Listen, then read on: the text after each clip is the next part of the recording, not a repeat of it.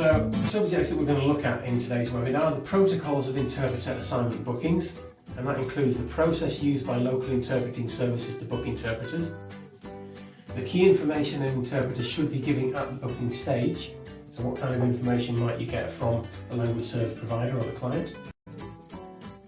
Generally, if you're having to prepare for an interpreting assignment in your career as an interpreter, it means that you're doing something very good.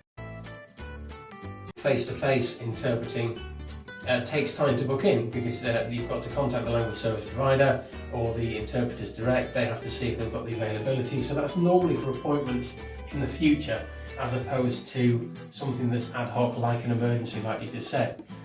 So often when there is an emergency, let's say someone's just come into A&E with some kind of horrific injury, an interpreter is needed. Obviously there's no time to actually book that in, so telephone interpreting would be used in that kind of situation.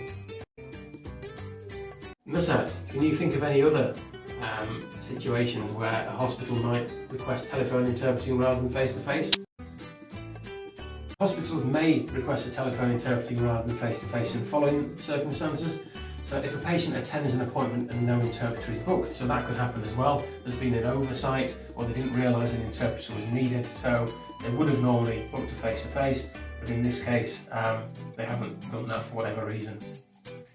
To establish the patient's language if it's not apparent for using the language identification card, so they might also book a telephone interpreting call to try and find out what language the patient is speaking. Their English might not be good enough to actually explain that to the doctor.